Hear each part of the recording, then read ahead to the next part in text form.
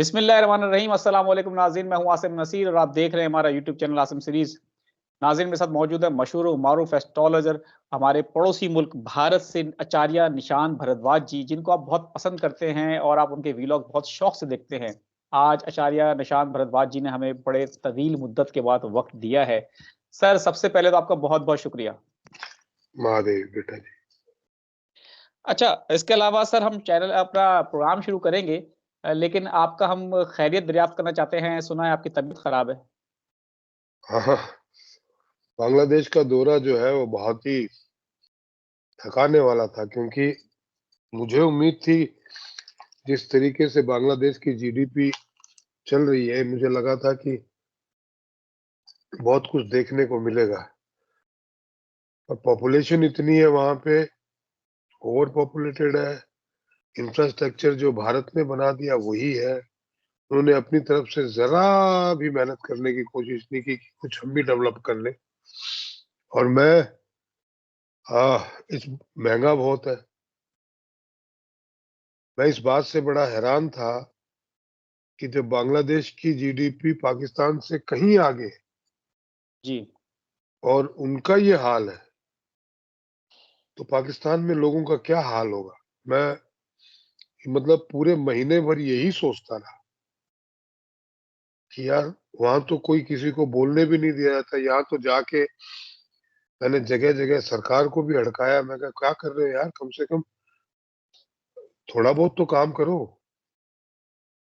तुमको बिल्कुल, आजाद हुए आज ऑलमोस्ट 50 साल हो गए हैं। बिल्कुल हो गए। तो मगर थोड़ा बहुत तो काम करो यार। अभी तक तुम लोग 17वीं सदी में जी रहे हो। पाकिस्तान में तो ऐसी बात कोई कह दे तो उसको गोली मार देंगे। तो मैं कहा, वहाँ हालात कैसे होंगे। I was worried about people in Pakistan. बिल्कुल ठीक है। अच्छा सर, अब आपसे हम अपना पहला सवाल कर लेते हैं। वीलॉग के आगाज़ में हमने लोगों को आपने बता दिया बांग्लादेश और पाकिस्तान का थोड़ा-सा कंपैरिज़न भी। सर, पाकिस्तान में इलेक्शन के बाद आपके साथ हम पहला वीलॉग कर रहे हैं और जी 8 फरवरी को इंतखाबात हुए। आपके साथ हमने जब 2024 के अंदर स्टार्ट में वीलॉग किया था, तो उस वक़्त आपने कहा था कि ज़ुहल का साल है, ज़ुहल का साल अवाम का साल है, इंसाफ का साल है। हमने देखा आपकी पेशेंट को दुरुस्त साबित हुई, अवाम बड़ी तादाद में बाहर निकले। आपने कहा भी था अवाम बाहर निकलेंगे। फिर आपने ये भी कहा था सड़कों पे आएँगे। वो सारी बातें दुरुस्त साबित हो गई। लेकिन सर जिस तब्दीली के लिए अवाम बाहर निकले 8 फरवरी को, वो तब्दीली हमें नज़र आई नहीं। आप क्या समझते हैं, क्या कहेंगे? देखिए बेटा जी, मैंने आपको अपने इस चैनल से पहले भी कहा था कि हालात 1971 के बने हुए। जब बांग्लादेश पाकिस्तान से अलहदा हुआ था, उस वक्त भी जो शेख मुजीबुर रहमान वो इलेक्शन जीते थे और उनके मैंडेट को इन्होंने छीन लिया था। बिल्कुल। आज भी इमरान खान जीते हैं। मैंने ये भी कहा था कि जीतेगा इमरान खान, लेकिन प्रधानमंत्री नवाज शरीफ नहीं बनेगा, लेकिन इनमें से ही बनेगा, चोरों में से कोई। मैंने ये भी कहा था कि मरियम नवाज का जायजा इन सब में बेहतर है, वो वजीर आला पंजाब बन गई है। तो कमोबस सारी घटनाएं वैसे ही हुई, सारे इंसिडेंट्स जैसा हम ऑलरेडी पहले डिस्कस कर चुके हैं।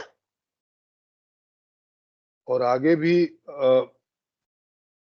मुझे मुल्क के हिसाब से अगर मैं बात करूं तो कुछ अच्छा नहीं दिख रहा भाई, क्योंकि लूट खसोट जो है अब तक होती रही है, लेकिन ये साल जो है नहीं चलेगी। लोग लड़ेंगे अभी। जो चिंगारी दबी हुई है वो बहुत जल्दी आपको मार्च 15 के आसपास आप देखिएगा कि वो दबी हुई चिंगारी फिर बाहर फूटेगी। और अप्रैल से जून तक बहुत बवाल होने वाले हैं पाकिस्तान में। अच्छा, बिल्कुल ठीक है। अच्छा सर, आप क्या समझते हैं जो पाकिस्तान में मखलूत हुकूमत बनी है, ये पीडीएम 2 ही है, जो 16 माह जिसने हुकूमत की थी, उसी तरह का सेटअप आ गया है। फ़र्क ये है कि नवाज़ शरीफ साहब उस वक़्त वतन में नहीं थे, लेकिन इस दफ़ा आ गए, लेकिन वज़ारत-ए-उज़्मा उन्होंने कबूल नहीं की। अब आपको क्या लगता है, ये हुकूमत कितना अरसा चलती नज़र आ रही है आपको? लंगड़े घोड़े पे कितने दिन सवारी करोगे भाई, कितनी दूर तक जाओगे। तो आपके वजीर आजम तो ऐसे हैं, उन्हें तो होशो हवास ही नहीं रहता। बारिश में भीगती हुई लड़की का छाता छीन के खुद चल पड़ते हैं इंटरनेशनल प्लेटफॉर्म पे बेइज्जती कराने के लिए। कानों पे उनको ईयरफोन लगाना आता नहीं है, 2 कदम चल नहीं पाते हैं, कब्र में दोनों ही पैर लटके हैं, एक भी ना कहूं मैं। जो खुद नहीं चल पाते हैं वो हुकूमत क्या चलाएगी। ये सितंबर तक देख लीजिएगा, चल जाए बामुशक्कत, कुछ ना हो। मुझे लगता नहीं है सितंबर के बाद ये चलेगी। अच्छा सर, क्या समझते हैं आप, इस वक्त असेंबली जो बनी है नई, उसमें पीटीआई की आपने भी देखा, आपने, क्योंकि आप पाकिस्तान के बारे में काफ़ी मालूमात रखते हैं, आपकी मालूमात ज़्यादा है, नॉलेज भी है, आप लोगों के साथ, हमारे साथ बिलोंग भी करते हैं। 8 फरवरी को वोट तो पीटीआई को डला था, लेकिन रिजल्ट उसके अगेंस्ट आए। बहुत बड़ी तादाद में धांधली हुई है, जिसकी कोई मिसाल, जिसकी कोई नज़ीर नहीं मिलती। और उसके बाद पाकिस्तान तहरीक इंसाफ के जो रहनुमा हैं, वो ये कहते हैं कि हम असेंबली को चलने नहीं देंगे, इस हुकूमत को चलने नहीं देंगे। और असेंबली के अंदर अब इमरान खान ज़िंदाबाद के नारे भी लगना शुरू हो चुके हैं। आप क्या मंज़रनामा आगे पाकिस्तान का बनता देख रहे हैं? ये जो सिलसिला शुरू हुआ है ये चलता ही रहेगा। मैंने कहा ना, वो असेंबली के अंदर ही नहीं, असेंबली के बाहर भी लोग इमरान खान जिंदाबाद करेंगे। और वो जो रहनुमा बनते हैं पाकिस्तान के, अमेरिका, चीन, तुर्की, उनमें से किसी ने भी तो आवाज नहीं उठाई, भाई आप क्या कर रहे हो। ये सौदेबाजी पहले ही हो गई थी, और ये भी पता था कि आवाम जो है इमरान खान के साथ है।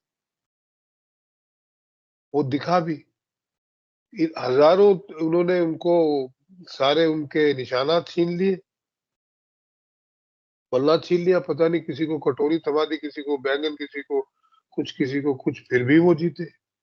ये भी हमने डिस्कस किया था।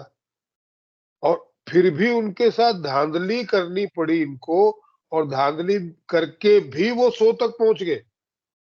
बिल्कुल, आप सोचिए, ये मैंडेट जो है 98% इमरान खान के पक्ष में आया हुआ, उसमें धांधली करके भी वो 100 तक तो उनको रोक ही नहीं पाए। तो आप कहाँ रोकेंगे भाई। आपकी 200 की असेंबली है, कितने की है। सर यहाँ पर हमारी जो असेंबली है जिसके इलेक्शन होते हैं, वो 266 मेंबर्स के इलेक्शन होते हैं। तो आप 260। सोचिए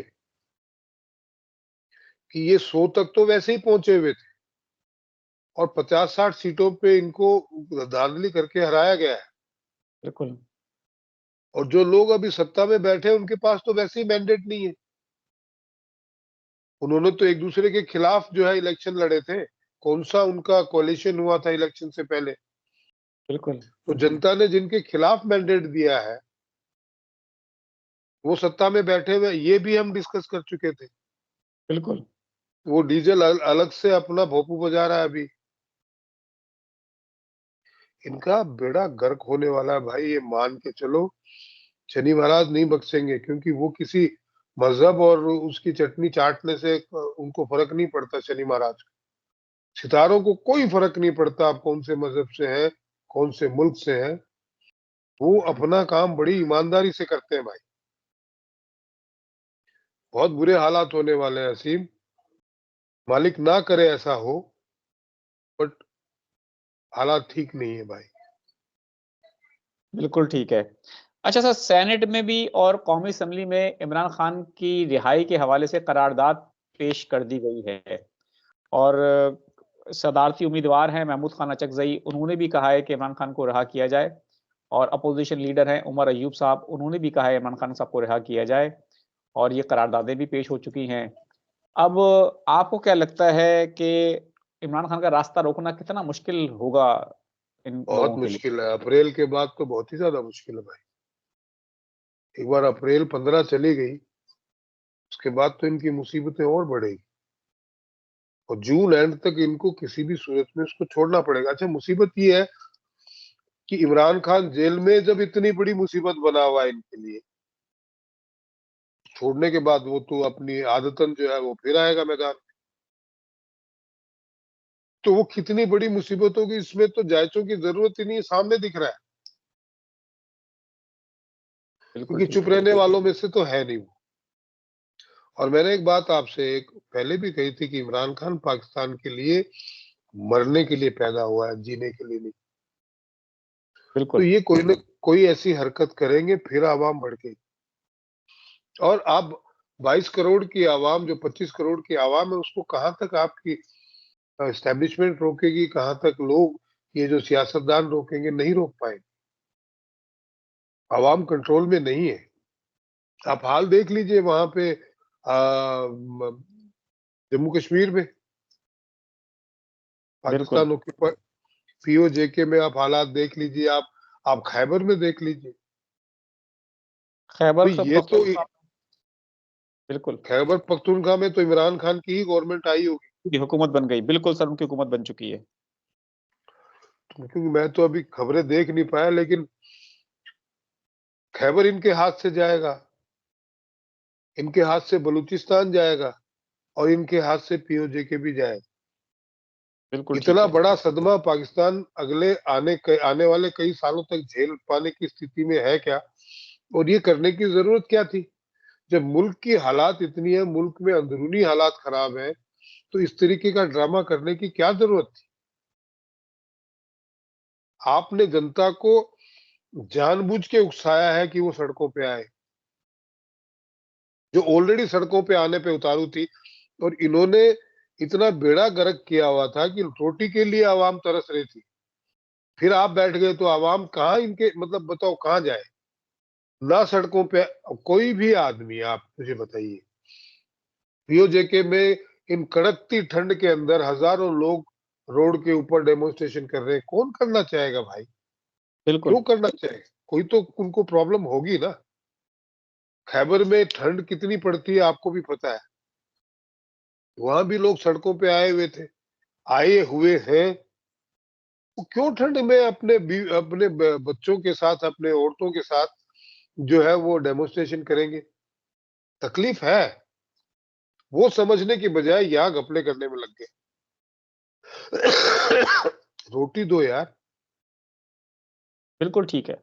बहुत-बहुत शुक्रिया सर, हमें वक़्त देने के लिए। नाज़रीन, यहाँ हमारे वीलॉग का वक़्त खत्म हुआ। मुझे और आचार्य निशांत भारद्वाज जी को दें इजाज़त। आखिर हमारा वही पैगाम है, मुस्कुराएँ, प्यार बाँटें और अपने आस-पास के लोगों का ख़्याल रखें। खुदा हाफ़िज़।